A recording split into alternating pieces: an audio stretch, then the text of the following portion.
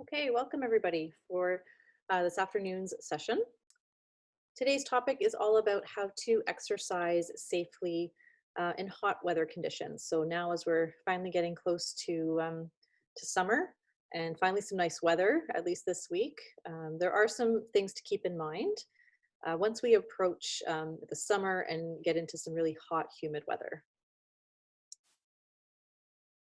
So this session, I will share how your body may respond to a change in weather, some tips and tools for exercising safely if you still continue to exercise outside in the hot, humid weather.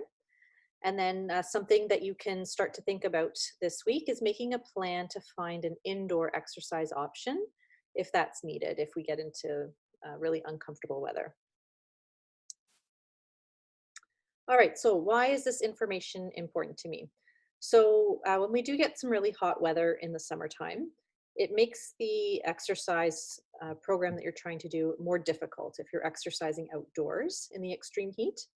So some things that you might feel are a higher heart rate than normal when you exercise.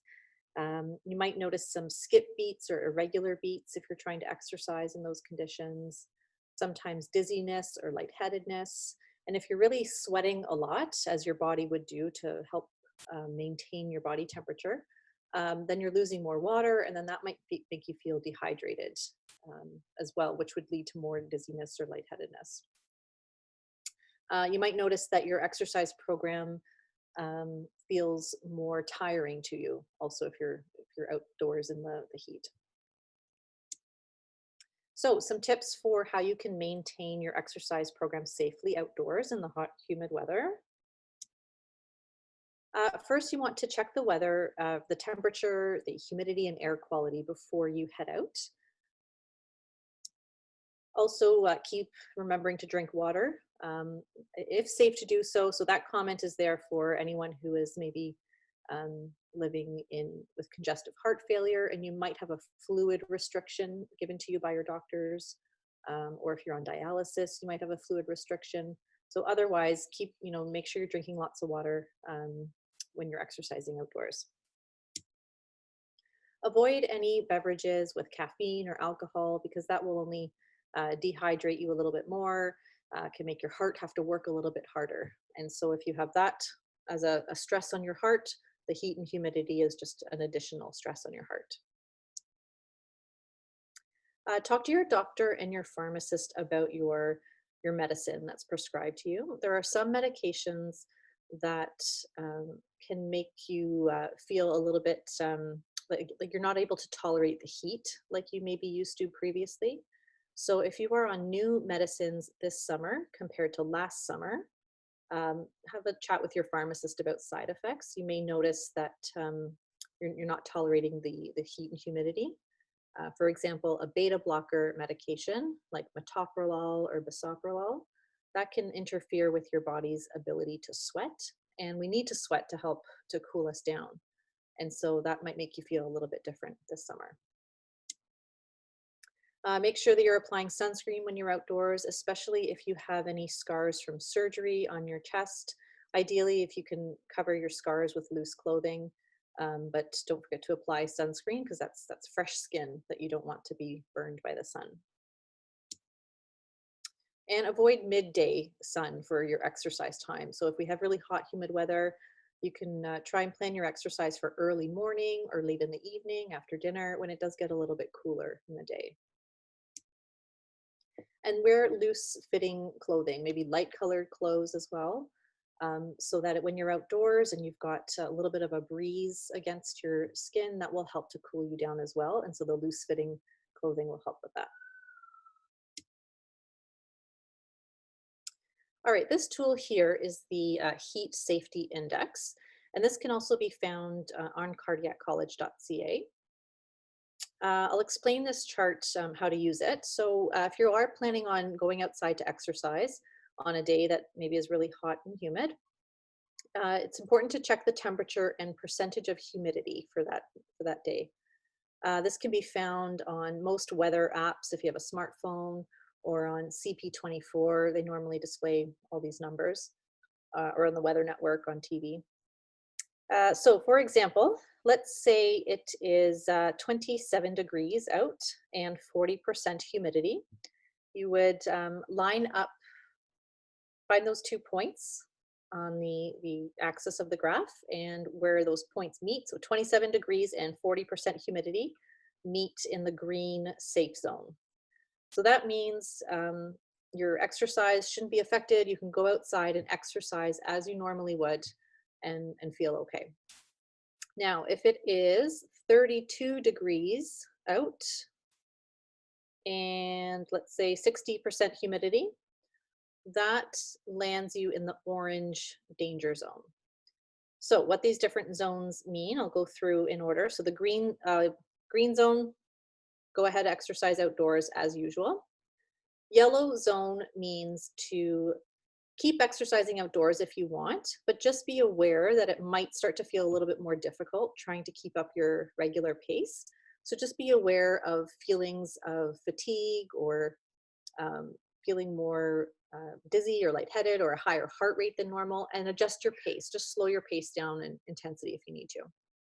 The orange danger zone means you're advised to only exercise indoors in an air-conditioned setting, if that's possible. So normally we suggest mall walking or a gym or equipment in a condo, as those are indoor air-conditioned options. However, during this time, we might not have access to those facilities. So something that you might have to think about uh, this time of year, happening this year in the pandemic, about some other options for exercise, since you might not have that indoor option. The red emergency zone, so that's really high temperatures and combined with the higher humidity.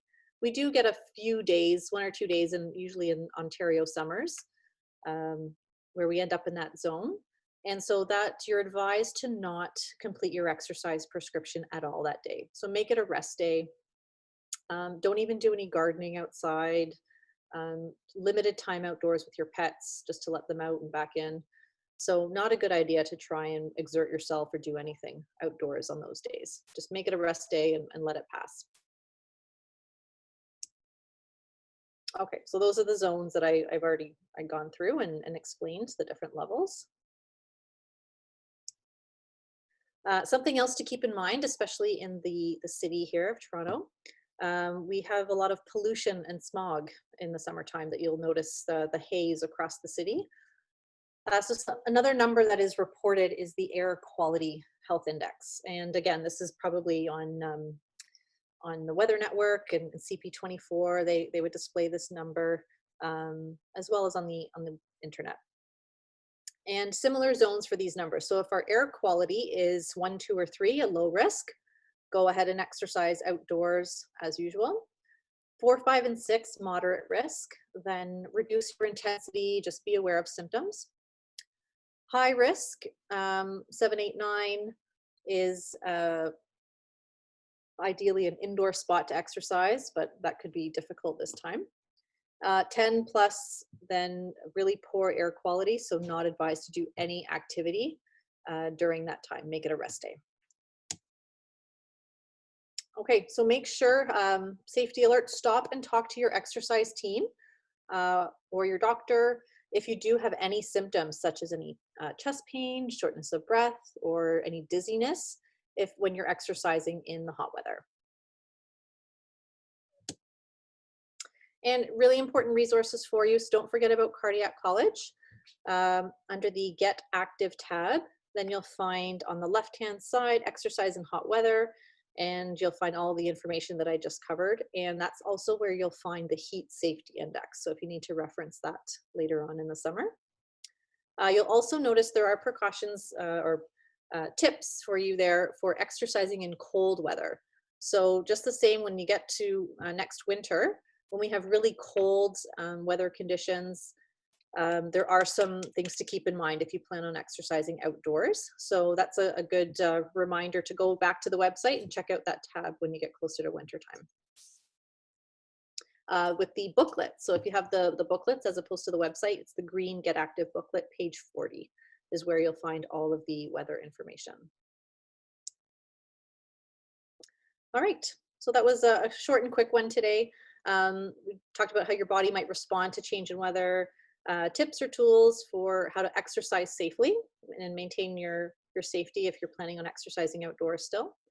And then, so start thinking about a plan for an indoor option. As I said, you might not have an indoor option, so it might have to be a rest day if you don't have access to anywhere indoors air conditioned, if we end up ever in that orange zone over the summer. Um, so I'll take this time to go ahead and if you want to ask any questions at all, I will open up my question box. So let me know if you need any clarification about the heat safety index, how that works. I can explain that a little bit better. And we have a little visitor with us today. But I'll just give you a minute to type any questions. A reminder for that on Monday's session, we'll be back with Mental Health Monday. So that'll be a session with Dr. Rehab, our psychologist, and maybe with Claire, our social worker as well. All right, so we have a question about, can you tell me again about bisoprolol? Yes, so I mentioned in the beginning, beta blockers, which is a type of drug. Common one is bisoprolol as well. Metoprolol is another common one. They can actually, one of the side effects is that they interfere with your body's ability to sweat. And so if your body's feeling overheated, normally you would go ahead and sweat and then that helps cool you down. But if you're not able to sweat the same way on these drugs, then your body has a hard time of cooling itself down. So that means if you try and exercise outside when it's hot and humid, it'll feel more difficult to you because your body's having a trouble cooling itself down because you can't sweat the same way, or the same amount as you used to. Okay, good. And a comment that this was helpful. Thank you. You're welcome. All right, next question. Is it advisable to modify exercise in the heat, for example, a shorter time, or is it better not to exercise at all? So yeah, definitely modification is always good. So when you're in that yellow zone, the alert zone for temperature and humidity, go ahead and you can modify. So maybe a little bit shorter, maybe a little bit less intense. Maybe if you're normally doing a route around the block, maybe you do a shorter just up and down the street, so that if it does become too difficult or too hot and humid, you can cut it short and just go back in the house at that time.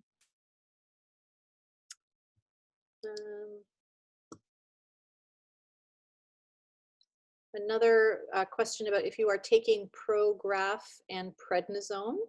I'm not familiar if there's any related side effects with those drugs in the heat and humidity. You might, with those drugs, you might be more sensitive to the sun and more prone to sunburn. I don't know for sure.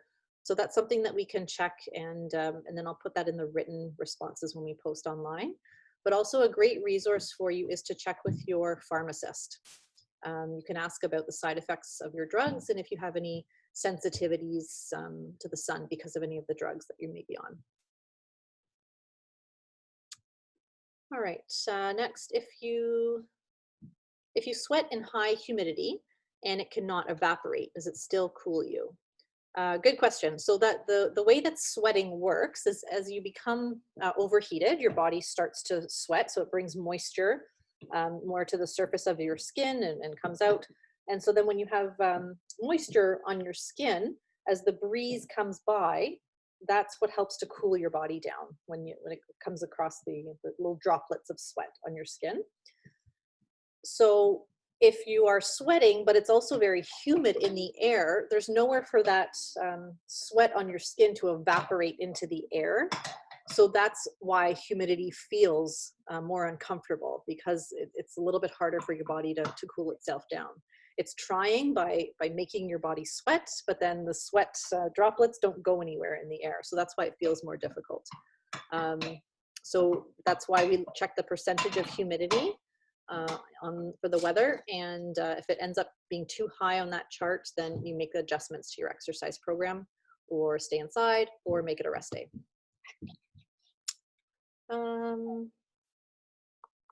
Okay, if we reach sweaty state in a normal temperature, should we keep going, take a rest, or stop? Okay, so some sweating doesn't necessarily need to be your only measure of how hard you're working. Some people sweat a lot with exercise, and some people don't sweat so much, and that's just different people, different bodies do different things. So I would say pay more attention to if you're feeling different than usual, whatever your usual is. And along with sweating, are you feeling short of breath? Are you feeling more fatigued? Is your heart rate responding higher than usual? Those signs together would be a good indication that it's time to slow down or cut your exercise short. Did you say still wear sunscreen on scar even if you have a shirt over top? Um, Probably, I guess if your clothing is covering your skin, that's probably fine. Um, I know there's even some clothing out there that has some UV protection in it. So you probably don't need to double up with sunscreen and clothing if you know that you're covered. But if you do have scars that are exposed, like even in your arm, so if you're wearing a short sleeve t-shirt and you've got a scar from bypass surgery in your forearm, make sure that that's covered with sunscreen. Let's see what else. Oh, someone's enjoying our visitor. You can wave hi, Eva. um, okay, next question. Does exercise very early in the morning, say 5 a.m., when it is cooler, does that make a difference to heart health? So not necessarily a difference to heart health, but it makes a difference to how your exercise feels. So that's a great option. When it's cooler, the humidity is probably much less in the morning. The smog is probably less. So yes, the exercise intensity will feel reduced for you. So that's a great option to go out and exercise that day if you know it's going to be hot and humid later in the day and you won't get your exercise in.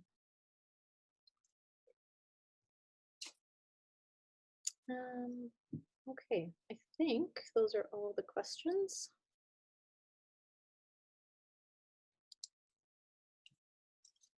Oh, one more. Is the tiredness that I am experiencing part of the problem?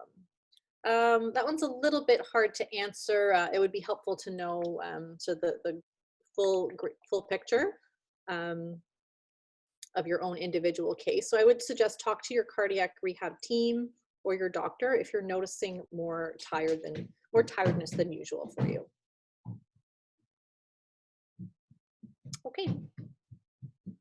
Thank you for joining me this afternoon, and we will check back in with you next week. I believe we have another exercise session for next Thursday, and the Mental Health Monday, as I said, is our next 1 p.m. session.